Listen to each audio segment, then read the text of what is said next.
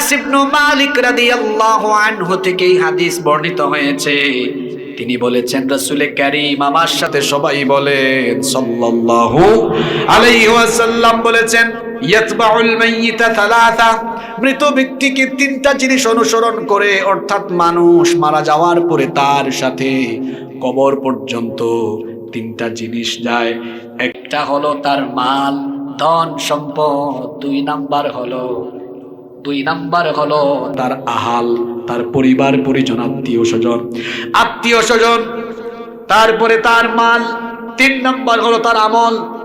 দুইটা জিনিস, তার পরিবার পরিজন, আত্মীয় স্বজন এবং তার মাল, কবরে তাকে একাকী রেখে চলে আসে। শুধু কবরে তার সাথে যেটা যায় সেটা হলো আমল।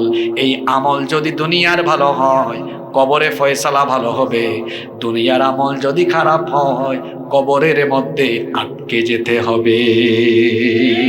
কবর কি? কবর হলো ইমিগ্রেশন সেন্টার। কবরটা কি? ইমিগ্রেশন। বিদেশে যখন আপনি যাবেন, আপনি পাসপোর্ট নিয়ে, ভিসা নিয়ে, টিকিট নিয়ে এয়ারপোর্টে ঢুকেই বিমানে উঠতে পারবেন না। ওখানে ইমিগ্রেশন পুলিশ আছে। আপনি এয়ারপোর্টে ঢোকার পরে চেক করবে, দেখিয়ে তো আপনার পাসপোর্ট দেন, ভিসা দেন, টিকিট দেন। চেক করার পর যদি দেখে সব অথেন্টিক, সিল মারবে, যান, পারমিশন দিলাম, যেতে পারেন আপনি। যদি ভেজাল থাকে আটকায় দিবে, যেতে দিবে। কবর হলো ইমিগ্রেশন সেন্টার।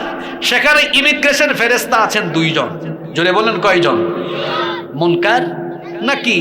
এই দুইজন আপনার ভিসা, পাসপোর্ট, আইডেন্টিটি জানতে চাইবে। সেখানে প্রশ্ন আছে না নাই? জোরে বলেন আছে না নাই? কয়টা প্রশ্ন? জোরে বলেন। এক নম্বরে, মার রব্বুকা। আপনারা বলবেন, হুজুর এটা তো আমরা জানি, আমাদের রব হলেন আল্লাহ। দুনিয়াতে আপনি না হয় এটা বলতে পারলেন, কিন্তু কবরে যাওয়ার পরে কেবলমাত্র এই প্রশ্নের উত্তর তারাই দিতে পারবে। দুনিয়াতে যারা কেবলমাত্র রবের আনুগত্য করে, রবের বিধানগুলোকে মেনে নিয়ে দুনিয়াবি সমস্ত মতবাদকে ডাস্টবিনে ছুঁড়ে ফেলেছে, তারাই এই প্রশ্নের জবাব দিতে পারবে। আর যারা নামধারী মুসলমান হয়ে ইসলামকে কিছু জায়গায় মেনে, কিছু জায়গায় না মেনে মুনাফিকের মতো জীবন যাপন করেছে, যারা রবের পরিচয় কবরের মধ্যে বলতে পারবে না তারা। দুই নম্বর, মা দীনুকা, তোমার দিন কি?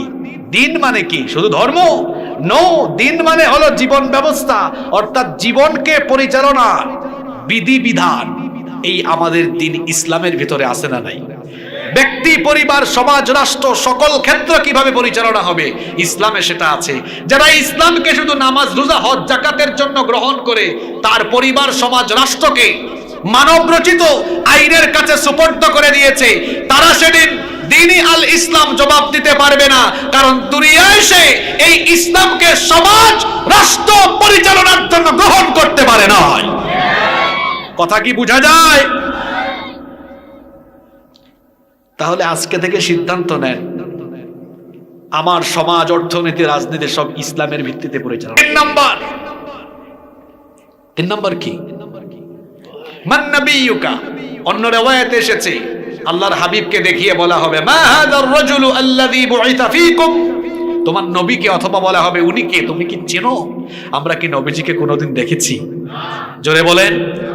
না দেখেও যারা নবীজির উপর ঈমান এনে, নবীজির উপর ঈমান এনে নবীজির মহব্বতে তার জীবন উৎসর্গ করে দেয়, নবীজির আদর্শ কায়েমের জন্য রক্ত, জান, মাল কুরবানি করে দেয়, তারা বলবে, কেন চিনব না?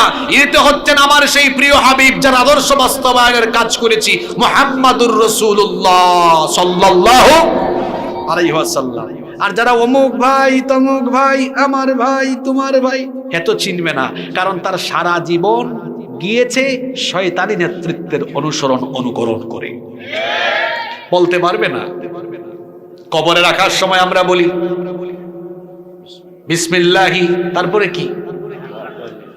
সুন্নতি, বিসমিল্লাহি আলা সুন্নতি মিল্লাতি। জোরে বলেন না, সুন্নতি না মিল্লাতি? জোরে বলেন। মিল্লাতি। আল্লাহর নামে কার দলে উঠাই দিয়ে গেলাম? কোন পাগলারে উঠাইয়া দেন? মরার আগ পর্যন্ত হে কার দলে ছিল? যে ব্যক্তি মরার আগ পর্যন্ত রাসূলের দলে থাকলো না, রাসূলের দল ইসলাম। রাসূলের দল কি? রাসূলের দলে থাকলো না, বরং রাসূলের আদর্শের অনুসারীরা যারা রাসূলের আদর্শ কায়েম করত, তাদেরকে ঘর বাড়ি থেকে, এলাকা থেকে বের করত, মারতো, ধরতো, পিটাতো। আপনি কবর রাখার সময় বলছেন রাসূলের দলে উঠাই দিয়া গেলাম। যেই ব্যক্তি মরার আগ পর্যন্ত রাসূলের দলের বিরোধিতা করলো, তার মরা লাশ এখন রাসূলের কোনো দরকারই নেই। এই তিনটা প্রশ্নের উত্তর দিতে পারবেন, আইডেন্টিটি লাগবে। এক নাম্বার আইডেন্টিটি হচ্ছে আল্লাহর খাঁটি গোলাম হওয়া লাগবে। কার গোলাম?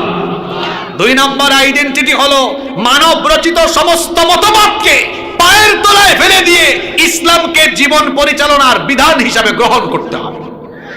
তিন নাম্বার আইডেন্টিটি হলো দুনিয়ার সমস্ত নেতা নেত্রীর অনুসরণ বাদ দিয়ে মুহাম্মদুর রাসূলুল্লাহ সাল্লাল্লাহু আলাইহি ওয়াসাল্লামের আদর্শের অনুসরণ করতে হবে।